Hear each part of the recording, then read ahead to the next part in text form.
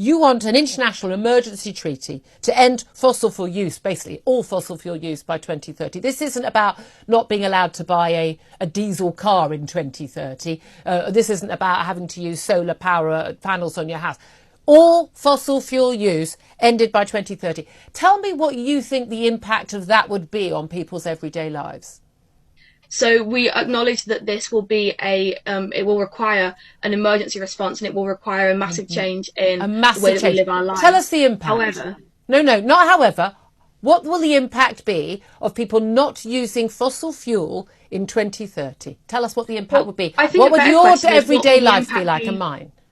What will the impact be if we keep using fossil fuels? No, that wasn't the question, I think that's a better Ella. Question. Because if we do that, we will face a collapse of the NHS. We're all going to die. Face a collapse we're all going of to die. social services. Yes, we're all going to die. What is the impact, 2030, us no longer using fossil fuels?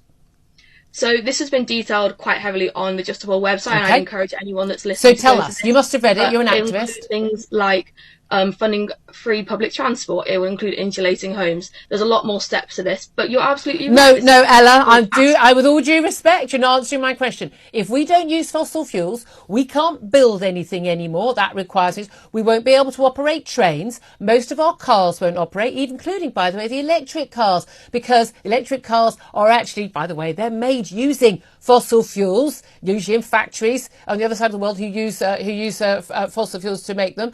We won't even be able to keep the lights on most of the time, put heating on. We won't be able to have aircon when it's hot, when we're burning. We won't be able to heat our homes when it's cold, when, by the way, more people die by a factor of 9 to 1. We won't be able to get planes. We won't be able to travel anywhere. I don't know how we're going to be running ferries and boats so we can travel at all.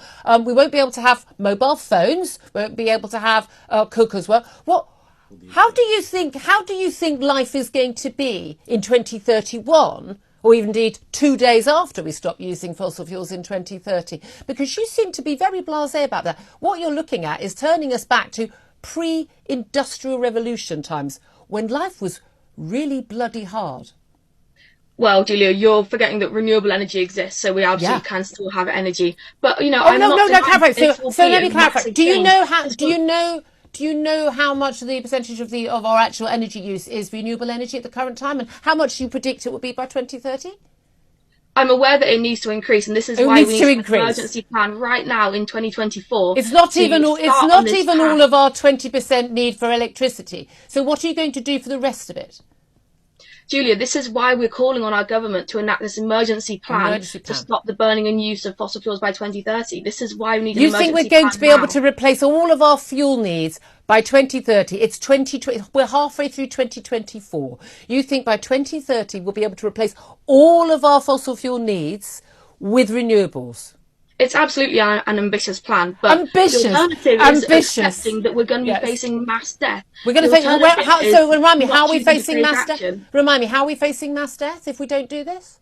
Well, basically, there's a climate crisis, and we're pumping carbon dioxide into the atmosphere, which is heating the planet to unlivable temperatures. Unlivable temperatures. Nothing in the IPCC report says that. It does. It talks about it doesn't. No, it doesn't.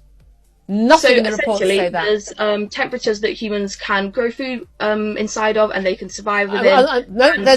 There is nothing whatsoever predicting any of that. I mean, you need to read up on this thing you care so strongly about, Ella.